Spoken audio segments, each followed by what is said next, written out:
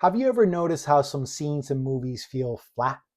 Just people talking, information dumping, zero impact. And then other scenes, maybe quiet, maybe subtle, hit you on 10 different levels. You're not just watching, you're feeling. That moment is the moment a scene becomes cinema. Today, I'm giving you 5 techniques that instantly elevate your scenes and turn them into true cinematic storytelling.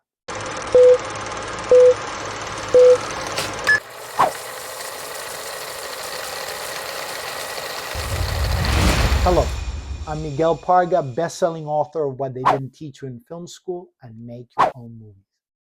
I've spent the last 18 years teaching people how to make films that actually matter. And these 5 techniques are the ones that constantly blow my students' minds. Let's jump in.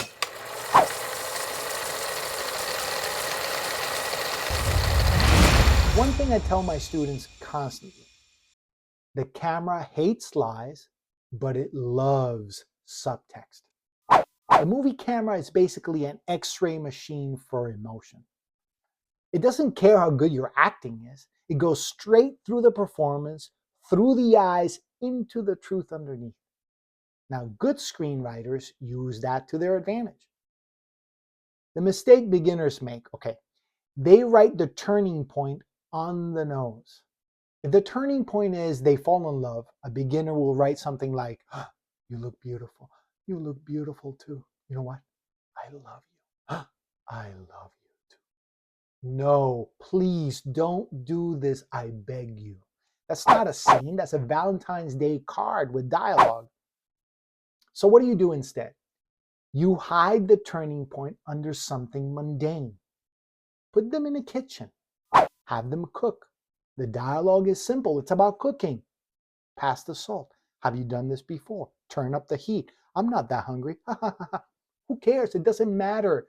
None of those lines are about love. But the behavior, the glances, the silence, that's where the turning point lives. Give this scene to great actors and they'll set the screen on fire. This is real cinema, an emotional event hidden inside an ordinary activity.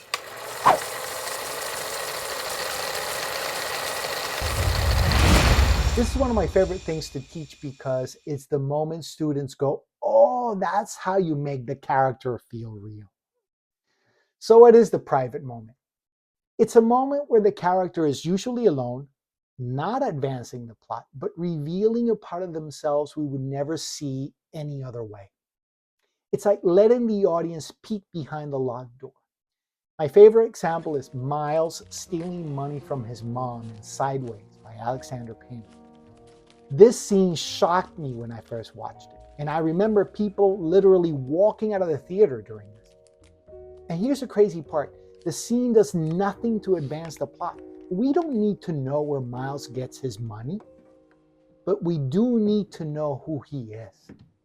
We need to know he loves his mother, but still takes her money. We need to see his guilt, his self-loathing, his desperation. No dialogue, no plot, but a lifetime of psychology in 30 seconds. That's why private moments are cinematic gold.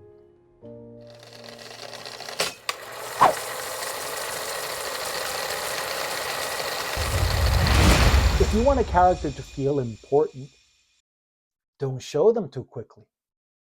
A long entrance builds anticipation, intrigue, and emotional gravity. Example number 1, Mia Wallace in Pulp Fiction. Tarantino spends an entire scene talking about Mia. We hear stories about her. We build an image in our minds. Then Vincent goes to pick her up, but we still don't see her. We hear her voice through an intercom. We see her lips. We see her feet. And then, only then, after that, Mia Wallace is revealed. Tarantino is saying, pay attention, this one matters. Example number 2, the Joker in The Dark Knight.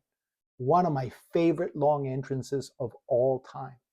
An entire opening sequence about him, and we don't see his face until the very end. By the time Heath Ledger lifts his mask, our anticipation is at a breaking point. And the payoff? perfection. Oh, and one more thing. The Dark Knight also has one of my favorite private moments ever. The Joker sticking his head out the police car window, feeling the wind and the rain like a dog. The scene adds nothing to the plot.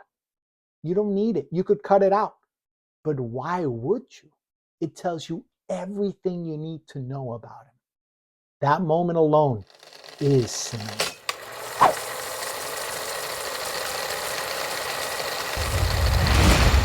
Camera language is one of the most misunderstood and misused skills in filmmaking. A lot of directors think, oh, I'll just cover the scene and I'll fix it in the edit. But cinema isn't created in the edit. Cinema begins with the camera's intention. Today, I want to talk to you about one part of that, the difference between motivated and unmotivated camera movement. Now, motivated camera movement. This is when the camera moves because the subject moves. A character walks, so the camera follows. Someone sits, the camera adjusts. Someone stands, the camera rises. It feels natural, fluid, like the subject is pulling the frame with them. Steven Spielberg is the absolute master of this. He'll have a character enter frame just to justify the camera gliding into a new shot. It feels effortless, invisible, cinematic harmony. Now, unmotivated camera movement. This is when the camera moves even though nothing else is moving. And it creates two effects. One is tension. Think of a slow dolly down an empty hallway in a horror movie. Your brain knows something is coming, even before the filmmaker tells you. And then two, it creates internal movement. Sometimes the character is completely still, but emotionally, they're in chaos. A slow push in tells the audience something is happening inside. Scorsese is the king of this. His characters are volcanoes of emotion, so the camera moves to show the inner tremors. This is camera language with intention, and that's what makes it cinematic.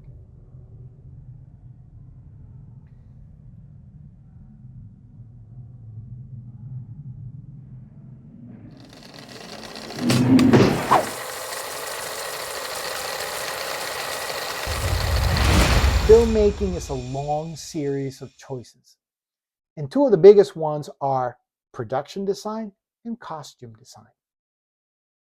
Nothing in movies is random. Every object, color, texture, piece of clothing contributes to the character's emotional world. The master of this, Guillermo del Toro. His universes feel alive because they reflect the inner life of the characters. He writes full biographies for every character, pages and pages of detail their own parents wouldn't know. Favorite music, childhood fears, books, their heartbreaks. He gives these biographies to the crew. So when you see a lantern on a table, or a crack in the wallpaper, or a specific shade of red in a jacket, it's not random, it's storytelling.